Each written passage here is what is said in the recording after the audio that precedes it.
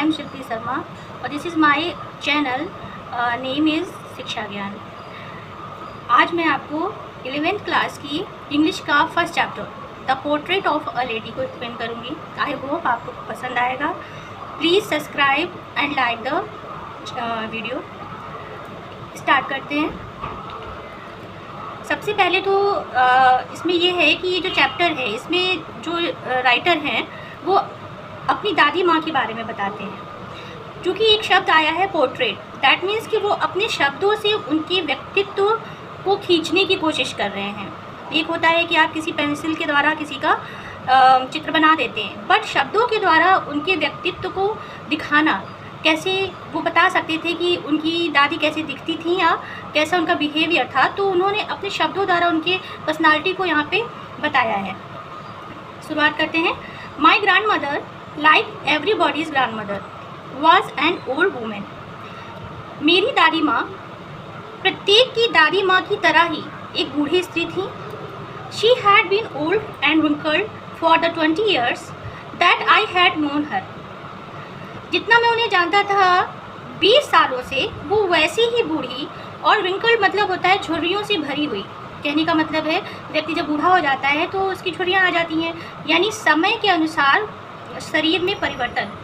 तो वो बूढ़ी थी और 20 सालों से जो है उनकी पूरे शरीर पर झुर्रियाँ आ गई थी। People said that she had once been young and pretty and had even had a husband, but that was hard to believe. लोग कहते थे कि कभी वो नव युवती हुआ करती थी, यानी जवान हुआ करती थी और सुंदर हुआ करती थी, और उनके एक हस्बैंड भी थे, यानी उनके एक पति भी थे। But that was hard to believe, लेकिन ऐसे विश्वास करना बहुत कठिन था। यहाँ पे जो राइटर है वो अपने बचपन का जो सोच है ना, जैसा कि वो देखते आ रहे थे 20 सालों से अपनी दादी माँ को, तो वो डिस्क्राइब कर रहे हैं कि आखिर उनकी दादी माँ दिखती कैसी थी। My grandfather's portrait hung above the mantelpiece in the drawing room. Grandfather यानी मेरे जो दादाजी थे, उनका जो पोर्ट्रेट था वो हमारे ड्राइंग रूम के मेंटल पीस का मतलब होता है जो चिमनी के ऊपर सेल्फ होती है, अलमारी वगैरह होती है ना, रैक वगैरह, जिसको आप अपने कॉमन लैंग्वेज में बोलते हैं, तो उसमें वो लटका हुआ था। एक तरह से दादाजी का जो चित्र था वो हमारे ड्राइंग रूम में था। ही वोर अ बिग टर्बन, उन्होंने बहुत बड़ी सी एक पगड़ी पहन रखी थी, एंड लूज फिटिंग क्लॉथ्स, और ढीले ढाले कपड़े थे। His long white beard covered the best part of his chest. उनकी लंबी सी सफ़ेद दाढ़ी जो थी वो उनकी चेस्ट यानी सीने का अधिकतर हिस्सा कवर किए हुए थे। बेस्ट पार्ट का मतलब होता है कि बहुत ही अधिकतर हिस्सा, यानी आपके किसी भी पोर्शन का अधिकतर जो भाग होता है उसको कवर कर रखा था। And he look at least 100 years old, और लगभग कम से कम 100 साल के दिख रहे थे। He did not look the sort of person who would have a wife or children। वो इस तरह से उन लोगों में से नहीं दिखते थे जिनकी एक पत्नी होगी या बच्चे होंगे। कहने का मतलब वो जो पोर्ट्रेट था उसमें उनके दादाजी की जो पिक्चर थी वो किसी एक यंग पर्सन के हिसाब से नहीं थी, यानी एज अ यंग पर्सन के हिसाब से उनके दादाजी उस पोर्ट्रेट में नहीं दिख रहे थे।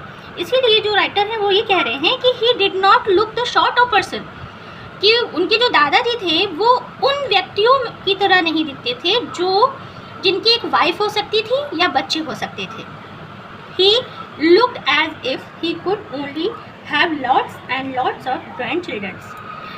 कहने का मतलब देखिए यहाँ पे आया है कि ना कि एक पत्नी या बच्चे होने की जो उम्र होती है उनके दादाजी उस उम्र में नहीं थे। इससे पहले लाइन में लिखा भी है कि 100 years old, यानी इस तरह से दिख रहे थे कि कम से कम वो 100 साल के थे। और इसमें क्या हो सकता है कि he looked as if he could only have lots and lots of grandchildren, कि उसमें वो ऐसे दिखते थे कि उनके केवल बहुत सारे ग्रैंड चिल्ड्रन थे, नाती है, आपका पोता है, पोती है ना, ये सब हो सकते हैं। As for my grandmother being young and pretty the thought was almost revolting. As for my grandmother being young and pretty, अपनी दादी माँ को यंग और प्रेटी मानना, ये सोच जो है वो ऑलमोस्ट रिवोल्टिंग, थोड़ी सी उसमें इंटरेस्ट कम था। कहने का रिवोल्टिंग मतलब हो गया एक तरह से कि थोड़ा सा इंटरेस्ट कम होना व्यक्ति को, है ना, ये सोचने में कि कोई व्यक्ति कैसा दिख रहा है, ये सोचने में हमारी रुचि कम होना। तो हमारी जो ग्रैंड माँ थी वो बहुत ही यंग और प्रेटी थी, ऐसे सोच लगभग इसमें मेरा इंटरेस्ट बहुत कम था। She often told us of the games she used to play as a child. प्रायः वो ये बताया करती थी अस, हमें, अस जो आया है वो किसके लिए आया है, राइटर के लिए आया है, and the writer name is Sushpan Singh. Okay, she often told us of the games, वो हमें उन खेलों के बारे में प्रायः बताया करती थी। शी यूज्ड टू प्ले, जो प्रायः वो खेला करती थी एज अ चाइल्ड, एक बच्चे के रूप में, यानी वो अपने समय जो भी खेल खेला करती थी एक बच्चे के रूप में, जब वो एक बच्ची थी तो उसको वो शेयर करती थी, यानी अपनी जो फीलिंग्स थी, अपनी जो एक्सपीरियंस थे, अपनी जो उनकी हैबिट्स हुआ करती थी दैट टाइम जब वो बच्ची थी, तो वो अब वो शेयर कर रही हैं अपने पोते के साथ, यानी अपने राइटर के साथ में। That seem quite absurd and undignified on her part. ऐसा लगता था, ये थोड़ा सा ऑकवर्ड लगता था, यानी थोड़ा सा ऐसा लगता था कि हाँ शर्म सी आती थी थोड़ा सा, जिसको बोलते हैं ना, अनडिग्निफाइड मीन्स होता है लज्जाजनक, ठीक है, और अब्सर्ड मतलब होता है बेतुका।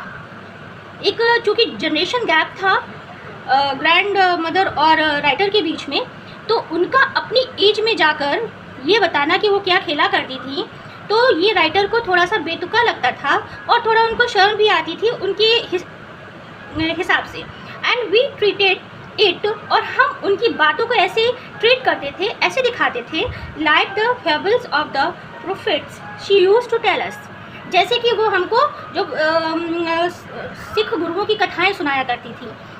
चूँकि ये सिख धर्म से रिलेटेड थे, इसलिए यहाँ पे आया है फेबल्स ऑफ द प्रोफेट्स, यानी उनकी दादी माँ जिस तरह से उनको सिख गुरुओं की कथाएं सुनाया करती थी, है ना, जो कि बच्चे एक तरह से छोटे बच्चे होते हैं जिनको कथाएं होती हैं, जैसे रामायण है, महाभारत है, परियों की कथाएं हैं, है ना, वो सब सुनाया जाता है लाइक दैट, और उनको लेकर बच्चे जिस हिसाब से रिएक्ट करते हैं, तो दादी माँ जो जिस हिसाब से अपने खेलों के बारे में बताती थी, तो वो उनको बेतुका भी लगता था और थोड़ी शर्म से आती थी, लेकिन वो उनको उसी तरह से ट्रीट करते थे जैसे वो सिख गुरुओं की कथाओं को लिया करते थे। आपको ये वीडियो कैसा लगा ये आप मुझे कमेंट करके ज़रूर बताइएगा, and please subscribe my channel शिक्षा ज्ञान and like and share the persons. Thank you. आज जो भी आपको बताया गया है उसमें जो भी आपके डिफ़िकल्ट वर्ड्स हैं वो डिफ़िकल्ट वर्ड्स आपके यहाँ पे हैं, और उनकी मीनिंग, क्योंकि मैं इंग्लिश में भी लिख सकती थी, बट हिंदी में अगर आप समझ लेंगे तो आपको व्याख्या करने में यानी एक्सप्लेनेशन करने में बहुत ही सावधानी पूर्वक आप उसको कर सकेंगे, अगर आपका मीनिंग क्लियर हो जाएगा तो, ठीक है। तो आप चाहें तो इसको नोट डाउन कर सकते हैं, और या फिर आप जैसा भी आपको उचित लगे